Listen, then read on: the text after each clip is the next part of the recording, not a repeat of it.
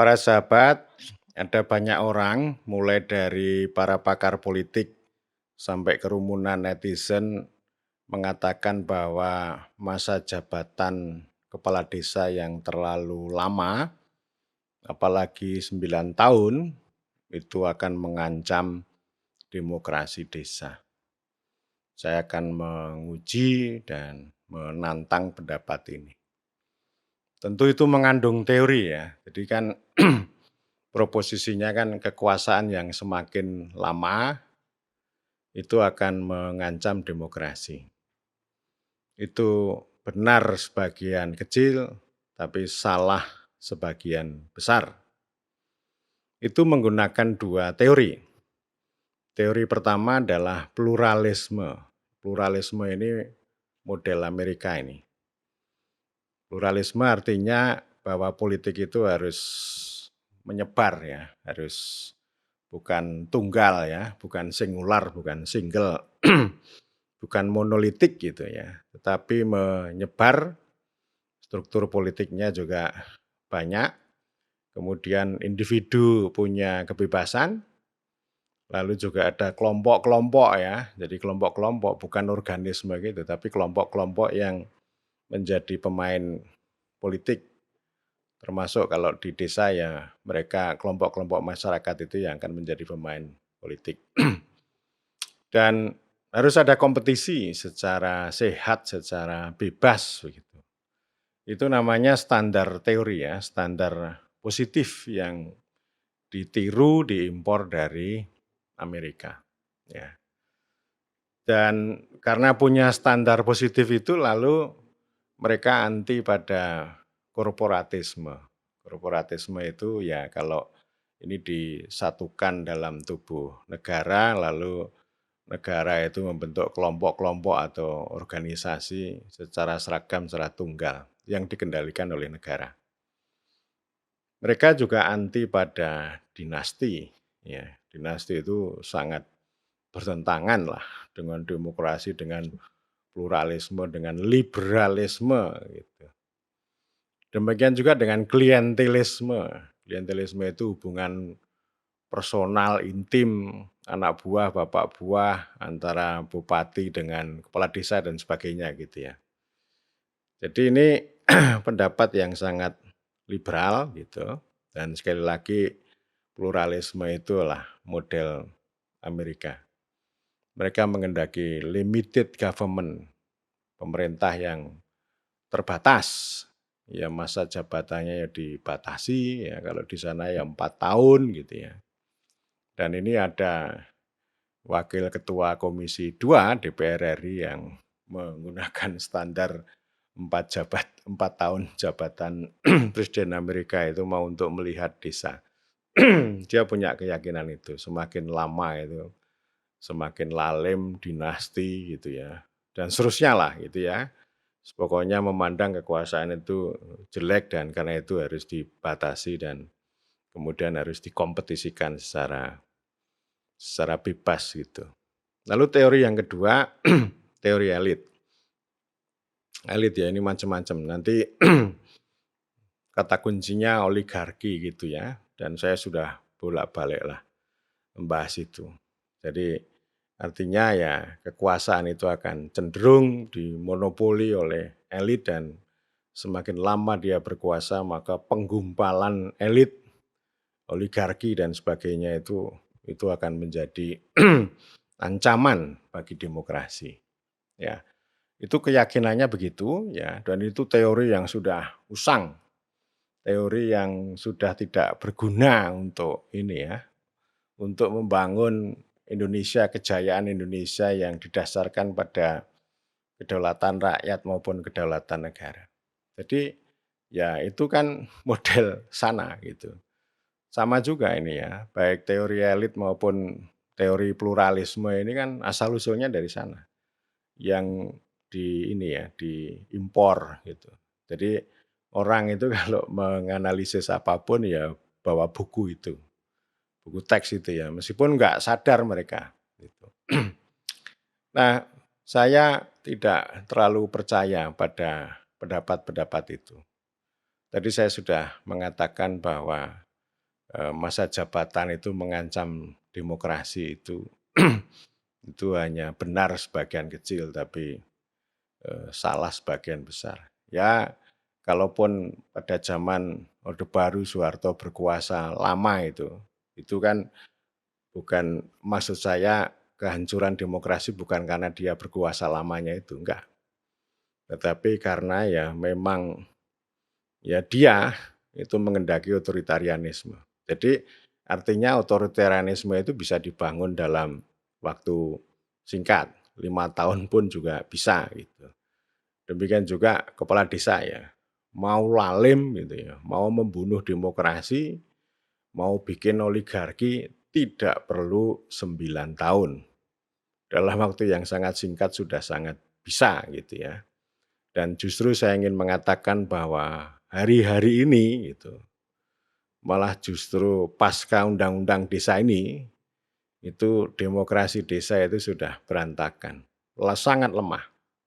Itu bukan karena jabatan, bukan karena masa jabatan, tetapi karena limbah teknokrasi yang sudah bolak-balik kami sampaikan.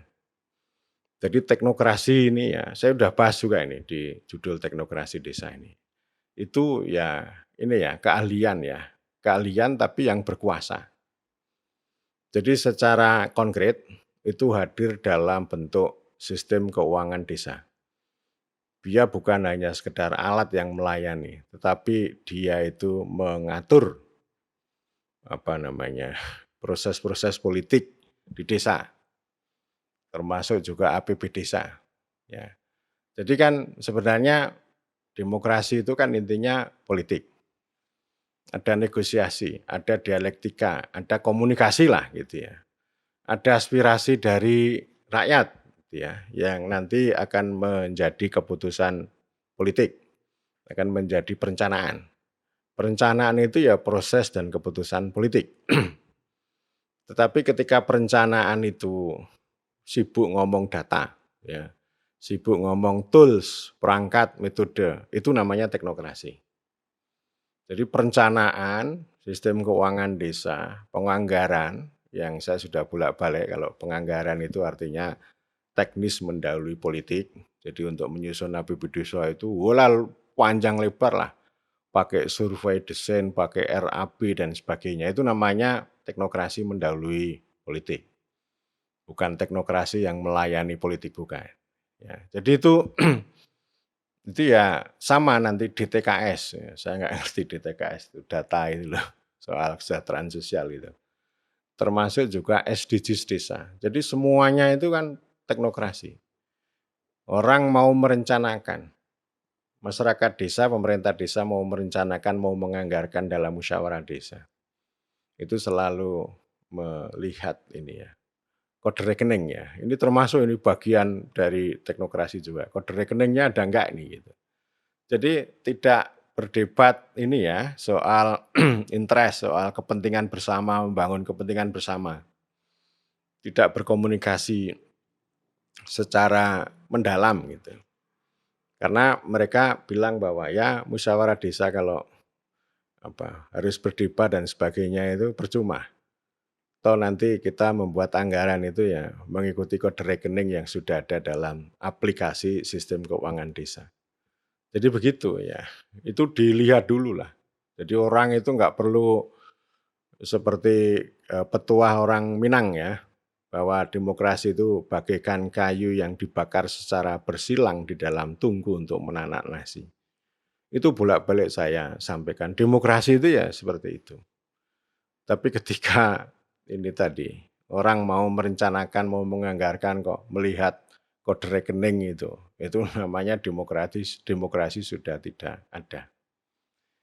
Dan apakah betul kalau kepala desa itu lalim penguasa tunggal? Nah, itu masa lalu, zaman Orde Baru. Di zaman reformasi ini, itu ruang-ruang negosiasi itu sudah luar biasa. Jadi sebenarnya dalam perencanaan penganggaran pembagian, ini berbagai pihak ya, itu sudah politik sebenarnya, melakukan negosiasi. Memanfaatkan ruang politik ya, komunikasi politik itu dijalankan, termasuk negosiasi. Tetapi karena tadi, karena perangkat-perangkat yang teknokratis termasuk kode rekening itu, lalu politik ini menjadi tidak tumbuh dengan, baik dan itu menjadi bangunan yang lebih kokoh untuk membuat pemerintah desa dan desa itu, sesuai dengan kepentingan masyarakat, setempat. Ya tentu masih ada ya, ruang negosiasi itu masih ada dan itu sebenarnya menjadi ini ya, menjadi salah satu poin penting dalam demokrasi. Tapi ini sering tidak nyambung antara negosiasi, orang banyak dengan kepala desa itu, kalau dibandingkan dengan proses yang sangat teknokratis dan formalistik gitu. Jadi ini kekonyolan kita. Orang itu ngomong secara berbuih-buih tentang demokrasi, tetapi mereka tidak pernah melakukan kritik terhadap teknokrasi. Jadi sukanya itu ya suka mengkritik itu yo elit tadi ya, elit, kemudian dinasti, ya itu sajalah, termasuk yang sudah saya sampaikan, membenci tahta kekuasaan. Itu saya kira, pengetahuan teorinya baru sebatas itu. Ketika di dunia barat, ya, orang itu melakukan kritik terhadap teknokrasi, karya-karya yang berbicara teknokrasi ada begitu banyak, mereka mengkritik itu dan teknokrasi itu telah mencuri kedaulatan rakyat yang digantikan dengan perangkat-perangkat keahlian teknis dan sebagainya gitu.